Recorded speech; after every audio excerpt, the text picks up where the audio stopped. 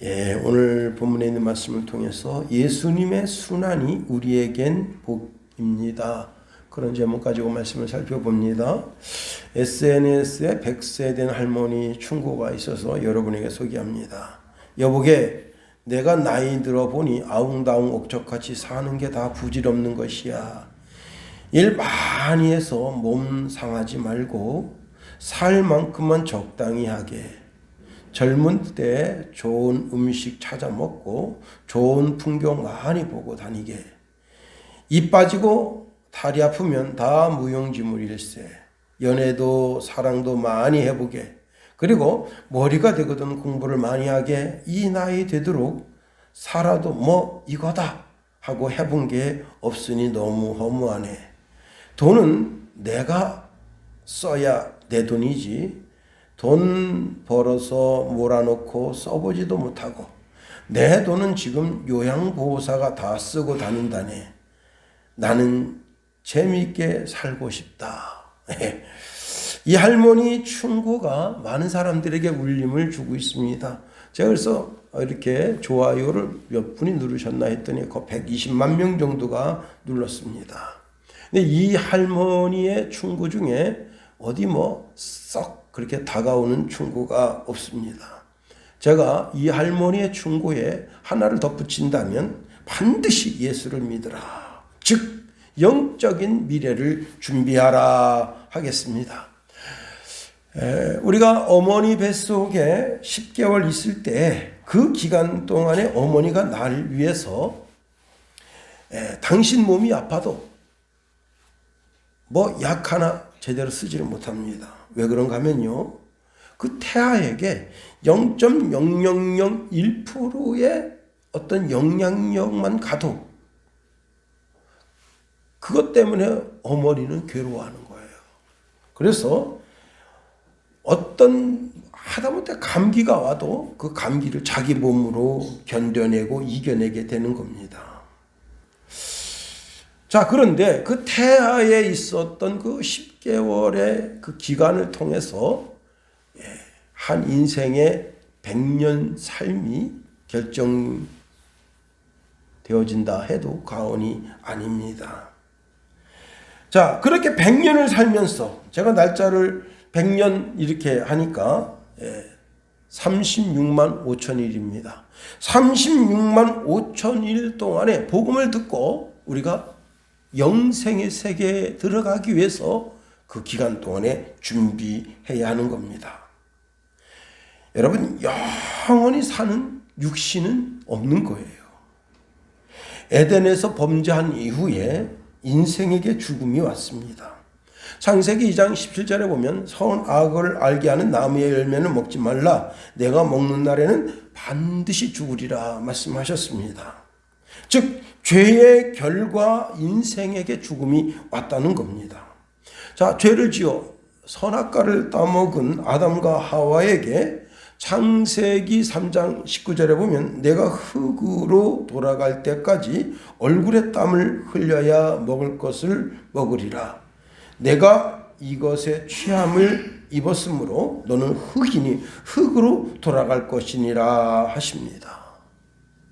우리 인생이 가장 슬픈 게 뭐냐면 이 흙으로 지음 받았기 때문에 흙이 흙으로 돌아가는 것. 다시 말하면 그 사람 속 흙 속에 담겨져 있는 정신, 즉 영혼이 돌아갈 곳이 없어지면 이게 참 불행한 인생이에요. 사도 바울은 죽음이 죄의 결과다 그렇게 말씀합니다. 로마서 6장 23절에 죄의 삭은 사망이다 말씀합니다. 우리 속에 하나님과 같아지려는 욕심이 생겨요. 그 욕심이 자꾸 점점 커지다 보면 죄를 만들어내고 죄의 결과 사망에 이르게 됩니다. 야고보 사도는 야고보서 1장 15절에 욕심이 잉태한 즉 죄를 낳고 죄가 장성한 즉 사망을 낳느니라 말씀합니다. 그러니까 자기 자신을 속이면 안 되는 거예요. 자신의 욕심이 자신의 인생을 이끌고 가면 안 되는 겁니다. 인생에게 있어 최고 좋은 것은 자기 욕심을 100배, 1000배, 10,000배 활용해서 얻어지는 것이 아니라 인생의 최고 좋은 것은 빛들의 아버지이신 하나님께로부터 온다는 사실을 알아야 됩니다. 자, 우리가 죽음, 죄의 결과인 죽음, 그 죽음을 생각할 때 참 비참하죠. 여러분, 코로나로 인해서 죽은 사람은 그렇게 많지 않습니다. 근데 교통사고로 인해서 죽는 사람이 엄청 많아요. 32,000명인가 그래요. 참 많이 죽어요. 교통법규들은 잘 지키고, 특히 추월할 때 이 방향 지시등도 잘 켜고 조심조심 운전해야 됩니다. 자, 그런데 어떻게 보면 죽음이라고 하는 것은 죄의 결과로, 죽음이 죄의 결과라고 하는 말을 할 때 이것은 저주에 가까워요. 그런데 그 저주를 축복으로 바꾸시는 분이 있는데 그분이 바로 우리 예수님이십니다. 우리 예수님은 죽음도 축복으로 바꾸시는 분이시다. 그래서 하나님께서 성도의 죽음을 아주 귀하게 여기신다는 거예요. 시편 116편 15절에 보니까 그의 경건한 자들의 죽음은 여호와께서 보시기에 귀중한 것이로다 말씀합니다. 계시록 14장 13절 말씀에도 보면 이렇게 말씀합니다. 또 내가 들으니 하늘에서 음성이 나서 이르되 기록하라. 지금 이후로 주 안에서 죽는 자에게는 복이 있도다. 여러분, 예수님을 따르는 모든 사람들이 예수님에 대한 믿음과 충성 때문에 죽을 때 그것은 종종 비극적으로 보일 수가 있습니다. 그러나 이것이 최고의 복이 되는 것은 하나님께서 그것을 인생의 최고의 복으로 여겨 주신다고 하는 겁니다. 먼저는 예수님의 죽음이 복이 된다는 사실이에요. 만일에 예수님의 죽음이 복이 되지 않는다면, 축복이 아니라면 예수님이 그 축복, 그 죽음을 맛보지 않으셨을 겁니다. 주님은 저주의 죽음을 축복의 죽음으로 바꾸신 분이시라는 겁니다. 자, 마태복음 7장 17절 상반 부분에 예수님께서 변화산에 베드로, 야고보, 요한을 데리고 올라가셨습니다. 거기에 모세와 엘리야가 나타나는데, 마가복음에 보면은 예수님과 그리고 엘리야와 모세가 거기서 이야기한 주제가 뭐냐면 별세에 관한 것이었다는 거예요. 별세.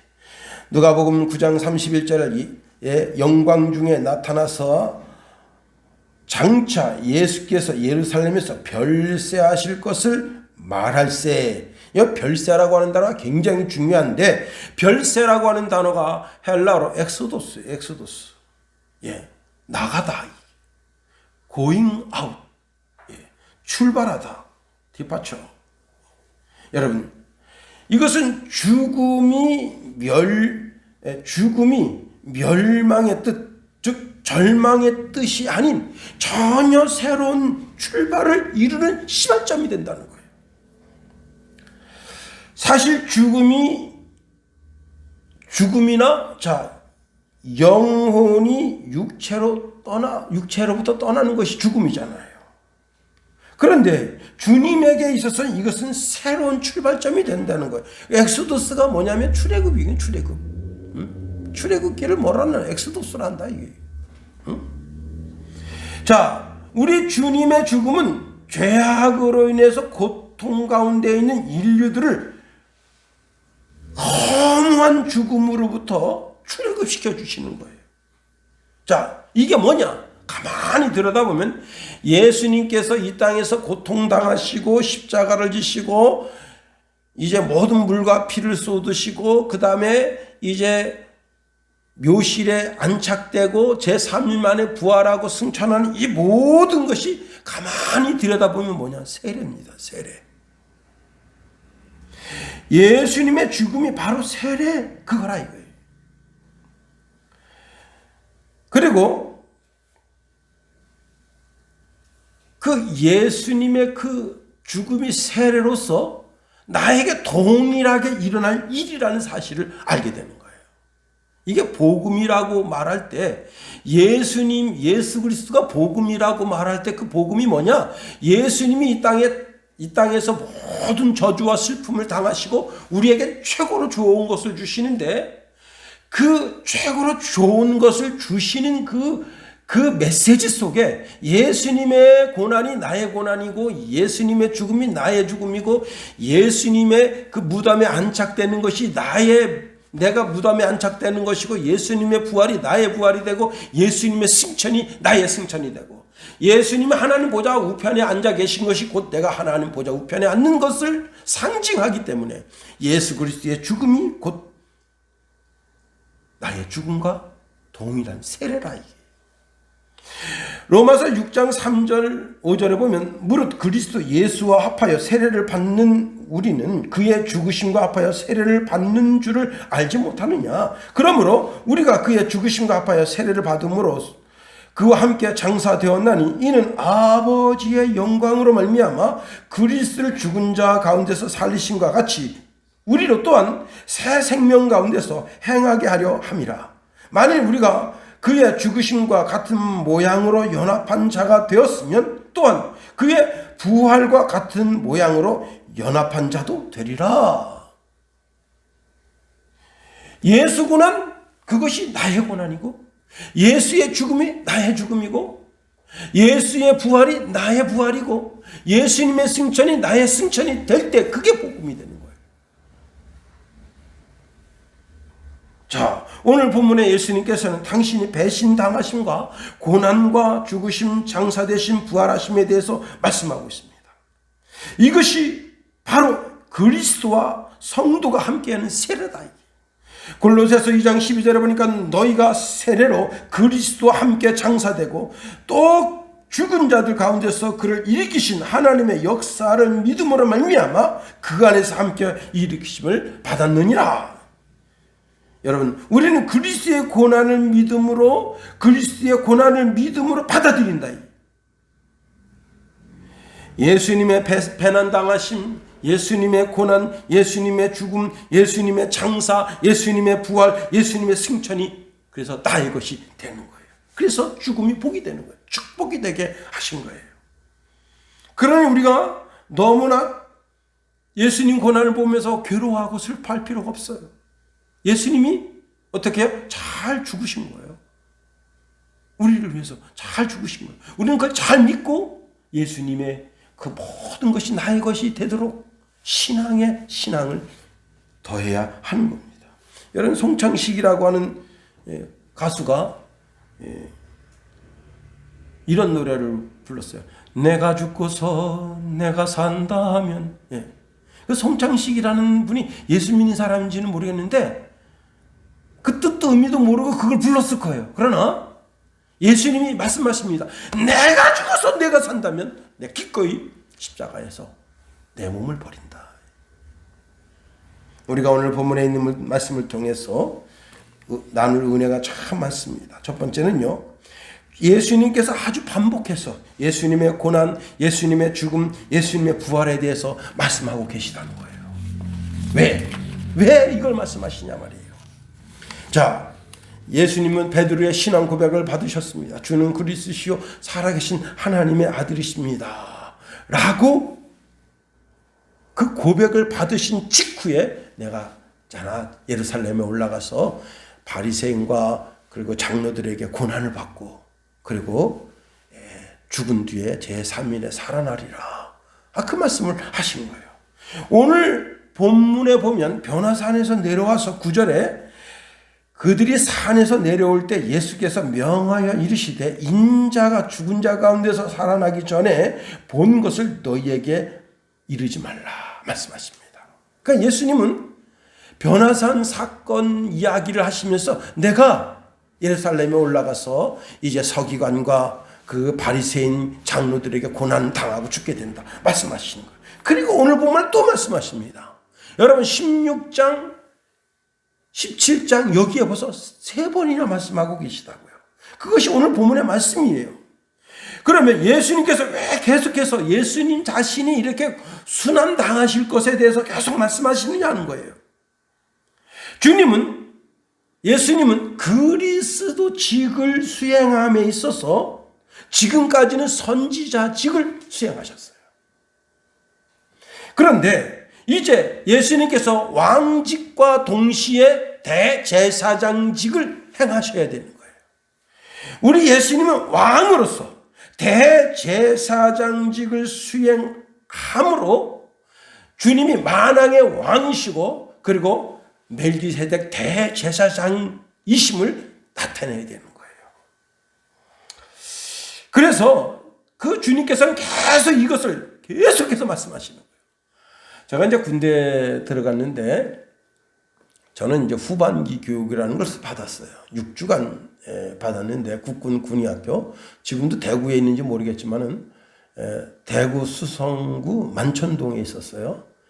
거기 군의학교에. 거기서 이제 후반기 교육 받고 그리고 이렇게 대기 생활 있잖아요. 참 이 대기 생활이 굉장히 길었어요. 거의 6주를 대기를 했어요, 제가. 그러니까 부대 가자마자 일병 단 거예요. 근데 제가 부대에 도착하니까 거기 이제 김상병님이 계신데 이름을 좀 말씀하기 좀 그렇고 그분이 노파심이라는 단어를 쓰는 거예요. 야, 잘 들어. 내가 노파심에 다시 말한다. 야, 노파심에서 하는 말이니까 기분 나쁘게 생각하지 마라. 그런데 제가 그분보다 생일이 4개월 빨라요. 군대 조금 먼저 왔다고 해서 노파심. 그래서 제가, 참, 이 노파심이라는 단어를 제가 네이버에서 찾아본 거예요. 참. 여러분, 예수님에게 있어서는 삼직이 있는데 그 삼직 중에 그 어느 것 하나 중요하지 않은 직책이 없습니다. 예수님은 그리스도로서 반드시 이 삼직을 이뤄야 돼. 선지자직, 제사장직, 왕직을 이뤄야 되는 겁니다. 바울이 이것을 강조해서 또 말씀합니다. 이것이 복음의 핵심이라는 거예요. 복음의 핵심이 뭐냐? 로마서 1장 2절에서 4절에 보면 이 복음은 하나님이 선지자들을 통하여 그의 아들에 관하여 성경에 미로 약속하신 것이라. 그 아들에 관하여 말하면 육신으로는 다윗의 혈통에서 나셨고 성결의 영으로는 죽은 자들 가운데서 부활하사 능력으로 하나님의 아들로 선포되셨으니 곧 우리 주 예수 그리스도시니라. 예수님이 주가 되고 그리고 그리스도가 되신다. 우리의 주가 되고 우리의 그리스도가 되신다. 다시 말하면 예수님에게 있어서는 이 삼직, 그리스도의 삼직을 완벽하게 이뤄야 돼요. 그 그리스도의 삼직을 완벽하게 이루기 위해서는 어떻게 해요? 예루살렘에 올라가서 당국자들 그리고 서기관 바리새인들 그들에게 고난을 당하고 십자가에 죽어야 되는 거예요. 이 십자가에 죽는 것이 왕으로서 죽는 거예요. 왕으로서 모든 책임을 지고 왕으로서 죽는 거예요. 그리고 이제 히브리서의 말씀에 보면 자기가 흘린 그 피를 멜기세덱 대제사장으로서 그 피를 가지고 하늘 지성소에 올라가서 거기에 있는 지성소에 피를 뿌려서 영원한 속죄를 이루시는 거예요. 두 번째로 우리가 오늘 본문에 있는 말씀을 통해서 생각하는 것은요, 가장 가까운 친구로부터 배신을 당했다는 겁니다. 우리가 역사를, 배신의 역사를 그러거든요. 여러분 이재명 씨 보세요. 지금 완전히 코너에 몰렸는데 그의 오른팔, 왼팔, 왼다리, 오른다리, 왼발가락, 오른발가락, 오른손가락, 왼손가락 다 배신했습니다. 지금 딱 두 사람만 아직 배신 안 하는데요. 이 두 사람도요, 이제 책임 물을 사람 누구 있어요? 그 두 사람. 정 씨하고 김 씨하고. 그 두 사람, 이제 그 사람한테 책임을 물어야 될 거 아니에요. 다른 사람들 다, 나는 내가 죄 지은 것만 내가 교도소 들어갈게요. 그러면 이제 그 중에 한 사람에 대해서 이야기하는데 최소한 24년 나온대요. 최소. 그러면 이 사람이 이제 자기가 이렇게 검찰에 협조했잖아요. 그러면 반을 감해준다네. 그럼 몇 년이에요? 12년 살아야 돼. 지금 나이가 48세인데. 그러면요, 60 더 돼서 나오는 거예요. 인생 황금기 같은 인생을 교도소에서 살아야 되는데 그 죄를 다 뒤집었으면 얼마를 살아야 되냐? 32년형 나올 수 있대요. 32년형. 왜 내가 이재명이가 뒤집어야 될 걸 내가 뒤집어 쓰냐 이게. 응? 못 뒤집어 쓰겠다 이게. 여러분, 배신의 역사예요. 배신의 역사. SNS에 지식 스쿨이라고 하는 곳이 있는데 역사적으로 배신을 가장 강력하게 때린 사람 12사람 이야기하는데 그 중에 12번째가 을사오적이에요. 그래서 내가 나라 팔아먹으면 이렇게 큰 죄로 안 치는구나.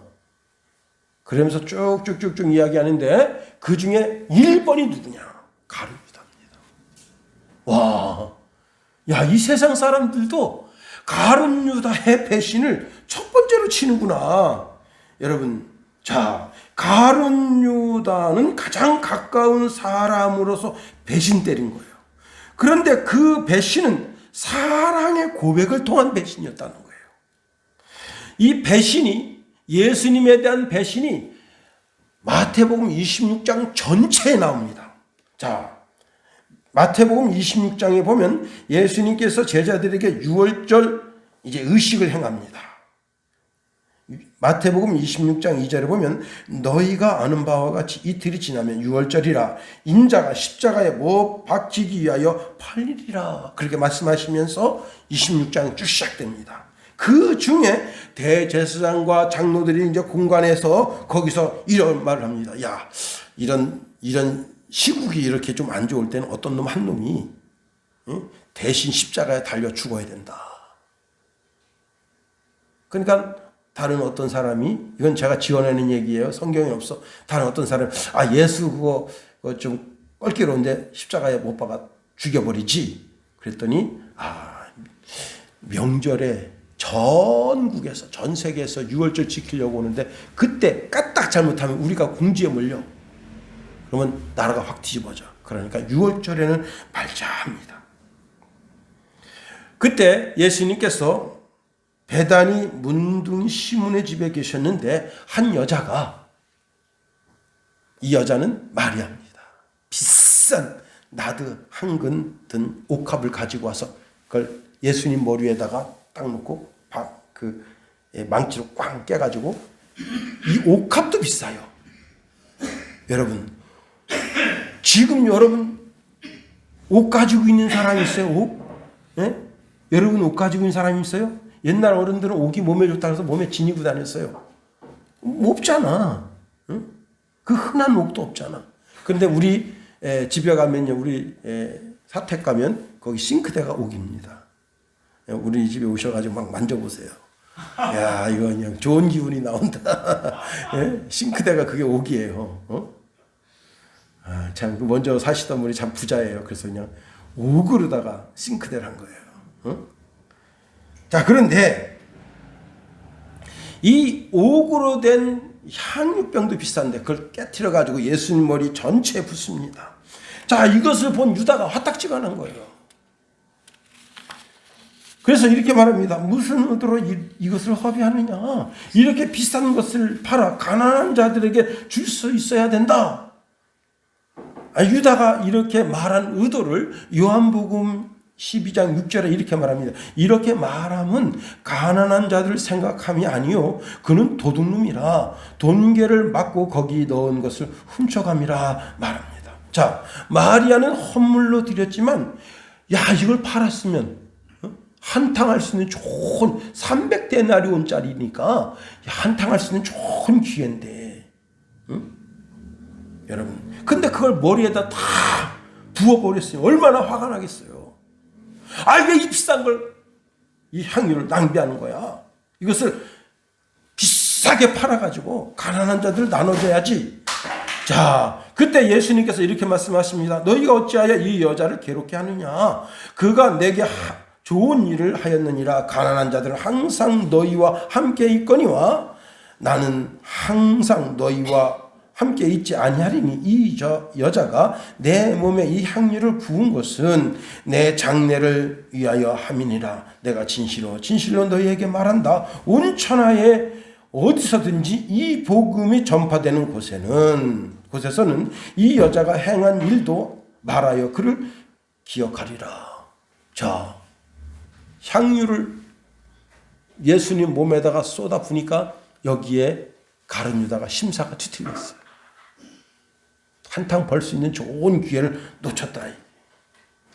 그래서 그 즉시 이 마리아가 예수님 머리에 그 향유 기름을 부은 즉시 그 자리에서 이탈해서 어디로 갔느냐? 대제사장에게 갔습니다. 그리고 내가 예수를 당신들한테 넘겨줄 테니 얼마를 주겠어? 그러니까 그 자리에서 은 30을 계산해 준 거예요. 자, 그리고 그날 저녁에 예수님께서 유월절 만찬을 베푸십니다. 자, 12제자가 식탁에 둘러앉았습니다. 그리고는 이제 식탁을 하려고 하는데 예수님께서 너희들 중에 오늘 하나가 나를 배신할 것이다. 그러니까 서로 예수님 얼굴 빤히 쳐다보면서 저는 아니죠. 그럴 때 가룟 유다가 이렇게 말했습니다. 예수님, 저는 그 사람이 아니죠. 그럴 때 예수님께서 이렇게 말씀하십니다. 나와 함께 그릇에 손을 넣는 자가 나를 배반할 것이다. 성경에 쓰인 대로 인자는 떠나갈 것이다. 그러나 인자를 넘겨주는 그 사람에게는 화가 있다.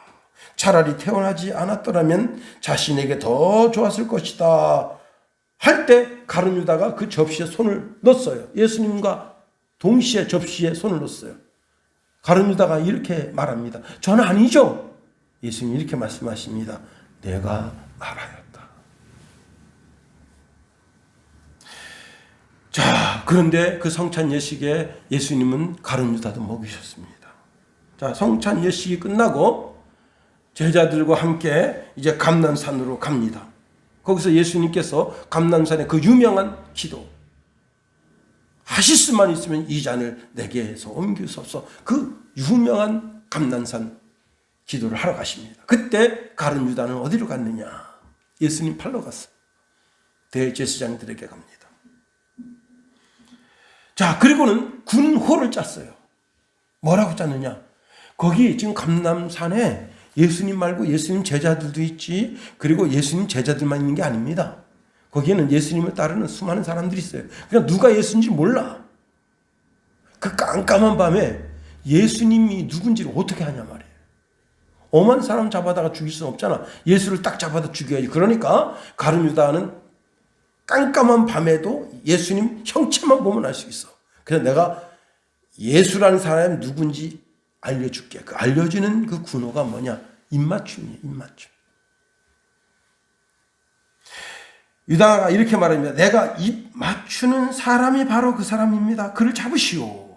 자, 이제 감난산에서 예수님께서 그 기도가 끝났습니다. 그때 저 밑에서 횃불이 몽기 산을, 감난산을 향해서 올라옵니다. 감난산은 이렇게 큰 산이 아니에요. 우리 시골집에 있는 뒷산 같은 산이에요.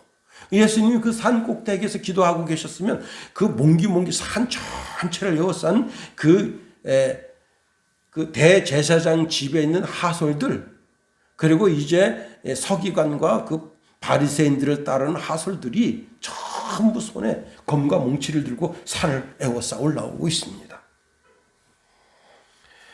가룟 유다가 말합니다. 선생님 안녕하십니까? 그리고는 예수님께로 점점 가까이 오는데 예수님께서 이렇게 말씀하십니다. 친구여, 무엇을 하러 여기 왔느냐? 누가복음에 보면 유다야, 내가 입맞춤으로 인자를 파느냐 하고 개탄해 하십니다. 여러분, 사탄이 가져다 주는 배신은 참 가슴을 아프게 하는 거예요. 사랑의 입맞춤은 은 30에 예수님을 판다. 제가 이제 오늘 우연히 SNS에 뭐가 됐냐면 이혼한 연예인들에 대해서 나오더라고요. 어느 연예인은 1년 만에 이혼했어요. 그런데 점점 기간이 줄어요. 어떤 연예인은 10개월 만에, 어떤 연예인은 7개월 만에, 어떤 연예인은 4개월 만에, 어떤 연예인은 10일 만에 야, 뭐 결혼한 지 10일밖에 안 됐어. 어떤 연예인은 결혼한 지 3일 만에. 아니 뭐야. 어떤 연예인은 결혼하고 그 이튿날. 와. 근데 그 이혼한 연예인을 딱 보니까 내가 얼굴이 눈에 들어오는 연예인이에요. 아니 그렇게 사랑해서 결혼했는데 왜 그 신혼여행 가가지고 그 아내를 그 좁혀냐고. 그래서 얼굴이 막 떡이 된 거예요, 막. 야, 참. 여러분, 사랑의 입맞춤으로 유다는 그날 밤 배신자의 투령이 된 겁니다. 마귀의 손이 된 거예요.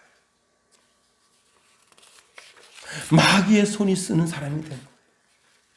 유다는 예수님이 어디 계신지 알고 그 어둠 속에서 예수님이 누군지 찾을 수 있고 그리고 예수님께 가까이 다가가 입맞춤을 할 수 있는 그런 사람입니다. 시편 41편 9절에 보면 이런 말씀을 주고 있습니다. 내가 신뢰하여 내 떡을 나눠 먹던 나의 가까운 친구도 나를 대적하여 그의 발꿈치를 들었나이다. 이 발꿈치를 듣는다는 게 뭐냐면 예수님은 산 정상에 있고 산 밑에 있는 가룟 유다가 입맞춤을 하려고 이렇게 발뒤꿈치를 들은 거예요. 그 행위를 시편에서 말씀하고 있는 겁니다. 참 여러분, 사랑과 존경의 표시로 사람을 배신한다. 진짜 나쁜 놈이죠. 사실 입맞춤이라고 하는 것은 우정의 표시가 되고 영원한 사랑의 표시가 되는데 나는 당신과 영원히 함께하게 했습니다라고 하는 충성의 표시가 입맞춤이에요. 그런데 그 입맞춤으로 예수님을 영원히 배반하는 자가 됐다는 겁니다. 여러분, 그리스도의 배신자들이 받을 벌이 얼마나 엄중한지를 알아야 됩니다. 히브리서 10장 29절에 보면 하물며 하나님의 아들을 짓밟고 자기를 거룩하게 한 언약의 피를 부정한 것으로 여기고 은혜의 성령을 욕되게 하는 자가 당연히 받을 형벌이 얼마나 더 무겁겠느냐 너희는 생각하라.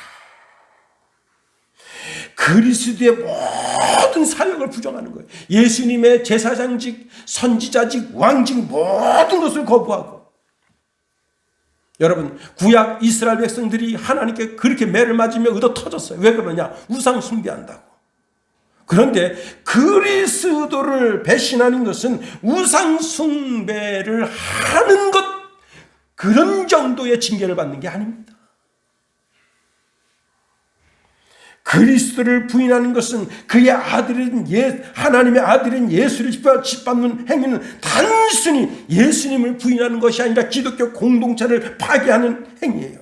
어린아이 하나를 대접한 것을 예수님을 영접한 것이고 예수님을 영접한 것은 하나님을 영접한 것이라고 했는데 예수님을 면전에서 예수님을 부정하는 행위, 예수님을 거부하는 행위, 배신하는 행위, 그 배신하는 행위가 엄중한 하나님의 심판을 받게 된다는 사실을 알아야 됩니다. 우리가 그리스도를 배신하는 것은 그리스도의 피를 배신하는 것이고 십자가를 아무것도 아닌 것처럼 만들어버리는 것이에요. 그렇습니다.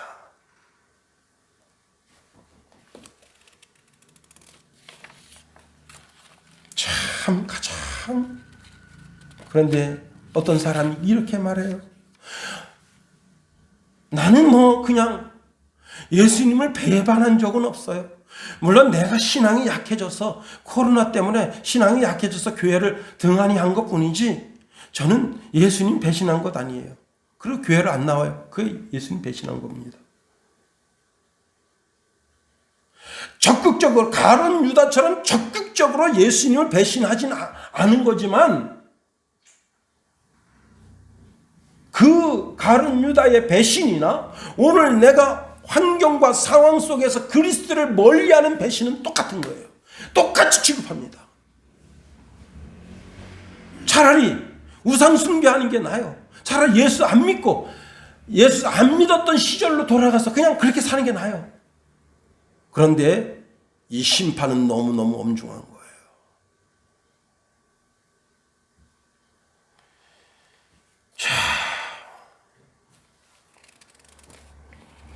데살로니가 후서 1장 8절에서 9절에 보면 하나님을 모르는 자들과 우리 주 예수의 복음을 복종하지 않는 자들에게 형벌을 내리시니 이런 자들은 주의 얼굴과 그의 영광을 떠나 영원한 멸망의 형벌을 받으리로다 했어요. 세 번째로, 자, 부활이 주는 역동성을 생각해야 됩니다. 여기에 비밀이 있다는 사실이에요. 자, 예수님이 죽음을 당하고 제3일 만에 부활하십니다. 그리고 우리의 주가 되어주십니다. 23절에 보면 죽임을 당하고 제3일에 살아나리라 하시니 그렇게 말씀하고 있어요. 예수님은 날 위해서 그 부끄러운 십자가를 기꺼이 지시고 기쁨으로 그 십자가를 지셨다는 사실을 알아야 됩니다. 히브리서 12장 2절에 보니까 믿음의 주여 또 온전케 하시는 이인 예수를 바라보자. 그는 그 앞에 있는 기쁨을 위하여 십자가를 참으사 부끄러움을 개의치 아니하시더니 하나님 보좌 우편에 앉으셨느니라. 예수님이 그 십자가를 놓고 뭘 그렇게 기뻐하셨을까요? 도대체 뭘 기뻐하셨냐? 내가 물과 피를 쏟아서 너를 살린다. 에덴 동산의 어린 양처럼 아담과 하와를 살리듯 내가 너를 살린다. 내 기꺼이 내 오장육부 사지백자가 다 발기발기 찢겨서 모든 살점이 떨어져 나가고 모든 피가 땅에 쏟아지고 모든 물이 땅에 쏟아졌어. 내 비록 십자가에서 내 목숨을 기꺼이 내놓으나 나 예수가 죽음으로 너를 살린다. 내 피가 너를 살린다. 내가 너에게 생명을 준다. 여러분 잘 알아들어야 됩니다. 생명은 오직 예수에게만 있어요. 사단이 가져다 주는 것은 생명이 아닙니다. 그 누구도 생명을 줄 수가 없어요. 의사도 생명을 줄 수가 없어요. 아니 용하다는 점쟁이도 생명을 줄 수 없어요. 여러분이 무엇으로 생명을 살 수 있겠습니까? 돈으로? 세상 다이아몬드로? 무엇으로 생명을 살 수 있겠어요? 예수님은 당신에게 있는 생명을 우리에게 줄 수 있었기 때문에 기뻐하신 거예요. 여러분, 자, 이 부활이 예수님에게 기쁨이 될 뿐만 아니라 우리에게도 큰 신앙의 원동력이 된다는 사실을 알아야 됩니다. 그러나 그 부활이 멀리 있는 것 같아서 제자들이 근심했어요. 오늘 보면 23절 하반절에 보면 제자들의 현 상태를 이야기하고 있는데 제자들이 매우 근심하더라 그랬습니다. 왜 근심하는 거예요? 예수님의 그 십자가의 복음의 비밀을 모르니까 근심하는 거예요. 골로새서 1장 26절 27절에 보니까 이 비밀은 만세와 만대로부터 감추어졌던 것인데 이제는 그의 성도들에게 나타났고 하나님이 그들로 하여금 이 비밀의 영광이 이방인 가운데서 얼마나 풍성한지를 알게 하려 하십니다. 이 비밀은 너희 안에 계신 그리스도시니 곧 영광의 소망이니라. 복음의 비밀을 알아야 되는 거예요. 복음의 비밀이 뭐예요? 예수님이 고난 당하고 예수님이 고통을 당하고 예수님이 순환을 당하고 십자가에서 모든 옷이 발가벗겨져서 그 수치가 다 드러나고 전신에는 상처와 그 이마에는 가시면류관 그리고 로마 군병이 찌른 그 대창에 주님께서 작은 창자, 대창자, 그 다음에 간, 폐, 심장까지 꿰뚫리는 그런 수치와 수모를 당하면서 여러분 십자가에 달리면 어차피 죽는 거예요. 그런데 빨리 죽이려고 그 예수님이 2번 죽인 거예요.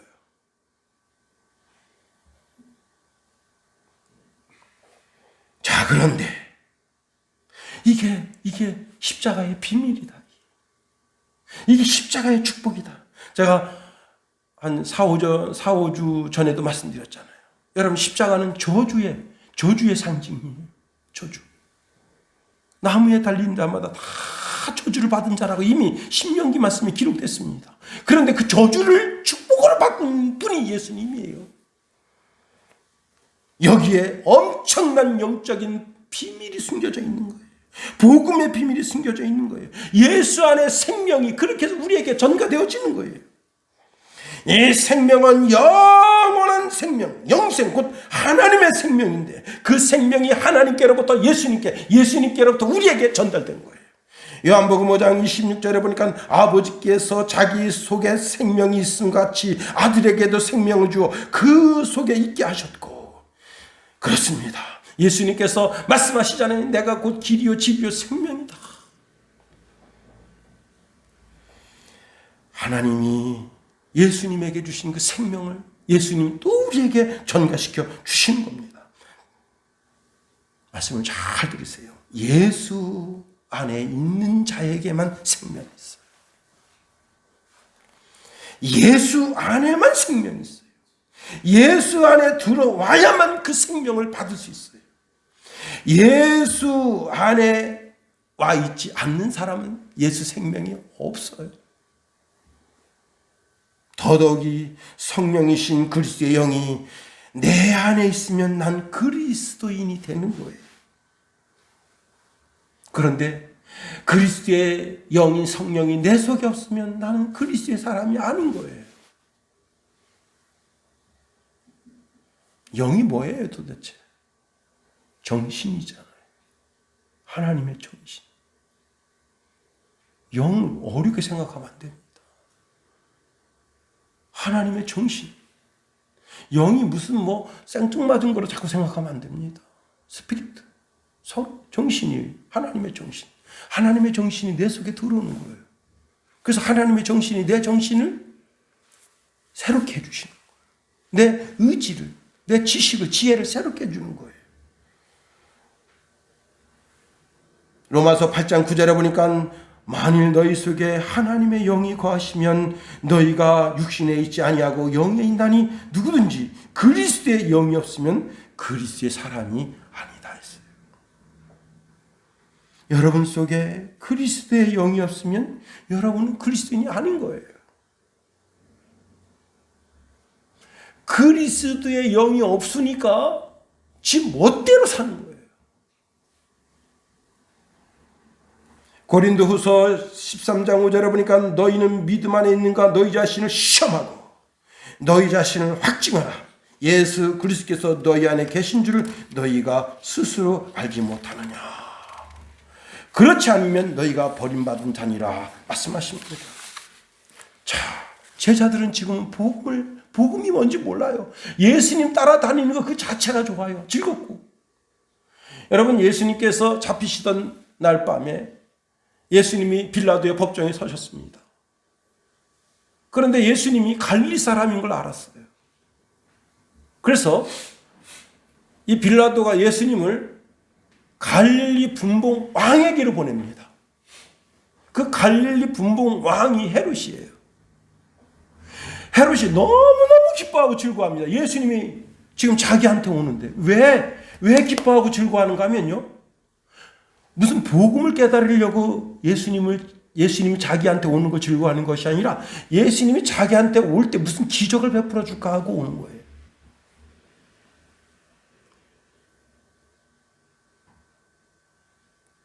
근데 예수님이 거기서 기적을 베풀지는 않으셨습니다. 제자들은 복음을 모르니까 근심해요. 이 헤롯 왕도 복음을 모르니까 예수님이 나한테 온다고? 그 예수가? 좋아하고 기뻐하는 거예요. 복음의 진리를 알았더라면 빌라도는 알 수 있을 가능성이 높았었어요. 그러나 빌라도도 예수님을 그리스도로 영접하지는 못했습니다. 여러분, 복음의 비밀을 알게 되면 기뻐하게 됩니다. 요한일서 6장 22절에 보니까 지금은 너희가 근심하나 내가 다시 말하노니 너희 믿음이 기뻐할 것이요 너희 기쁨을 빼앗을 자가 없으리라. 복음의 진리를 깨달으면 예수님이 너무너무 십자가에 잘 돌아가실 거예요.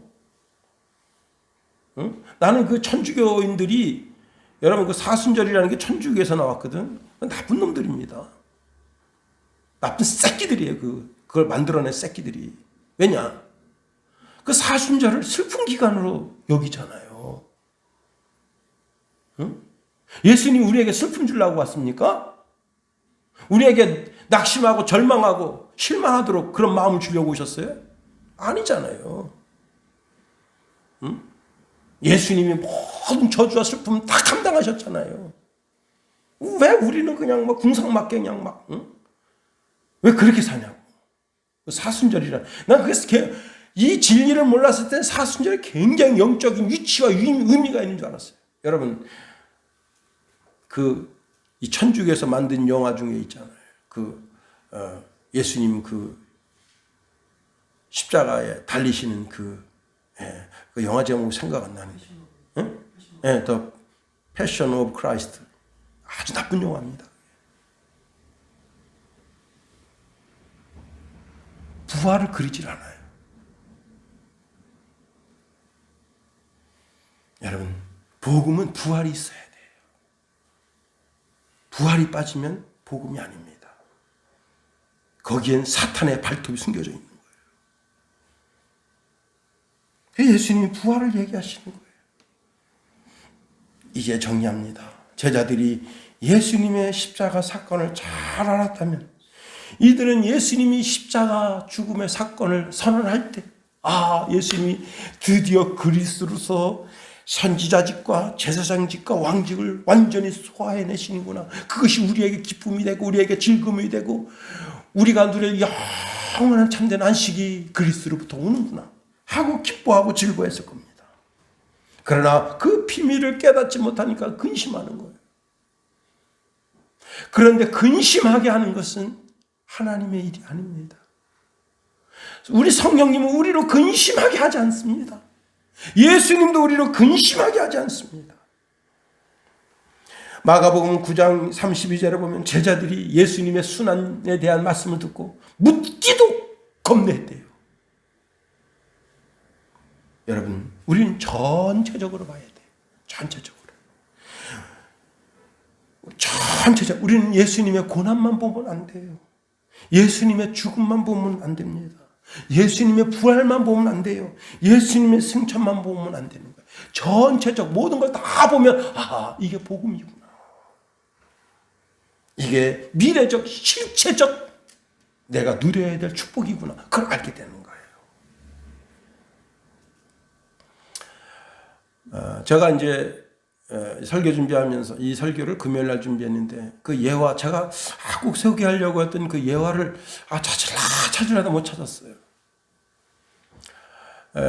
독일의 아주 유명한 화가가 그림을 그렸는데 예수님 십자가에 이렇게 달려서 돌아가신 그 그림이에요. 아주 초절하게 전신이 다 찢긴 상태에서 피를 흘리고 있는 그런 그림인데 이 성화를 여러분 성화를 그려서는 큰 돈을 못 벌어요. 이 화가들이. 그래가지고 이제 그 그림을 그리다가 그냥 포기했어요. 대충 이제 스케치만 해놓고 조금 색칠해놓고 그 다음에 이제 당장 먹고 살아야 되니까 그 동네 유명한 창녀들을 불러다가 이제 그림을 그립니다. 누드화를 그려요. 그럼 뭐 그 달콤해서 많이 팔리잖아요. 근데 한 창녀가 이제 와서 이제 그림을 그리는데 보니까 너무 어떤 사람이 너무 비극적으로 피를 흘리고 이렇게 죽어 있어요. 그래서 이 창녀가 묻습니다. 선생님, 저 사람은 도대체 누구길래 저렇게 비참하게 십자가에 달려 저렇게 죽었습니까? 그랬더니 이 화가가 아무 의식 없이 그냥 저 사람은 예수라는 사람인데 우리 죄를 위해서 저렇게 십자가에 달려 죽었소이다. 그러니까 우리 죄를 위해서요? 저도 말입니까? 이렇게 말합니다. 그러니까 이 여자가 나는 그러면 저 예수가 내 죄를 위해서 죽었다는데 그러면 저 예수를 믿으면 어떻게 됩니까? 그 예수가 가르침에 의하면 모든 죄를 용서해 준답니다. 나 예수 믿고 싶습니다. 자, 그래서 이제 이 화가가 그 그림을 완성해서 이제 이렇게 자기 화실 들어가는 입구에다가 그 그림을 완성해 놨어요. 이제 이렇게 예수님의 순환일이 가까워져서 많은 사람들이 사순절을 지키는 그 어간에 한 꼬마가 그 사순절의 깊은 의미를 새기면서 그 그림을 보고 있습니다.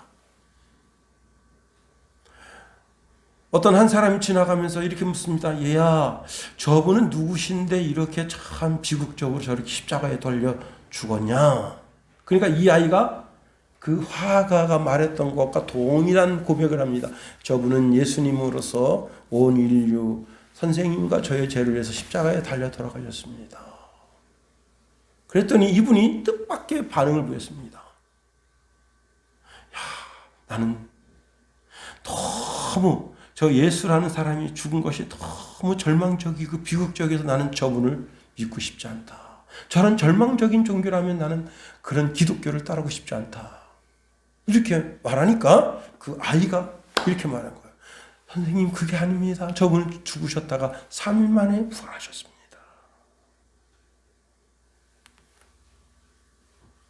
그래서 그분이 이 아이를 통해서 복음을 깨닫고 그리스도인 됐다는 거예요.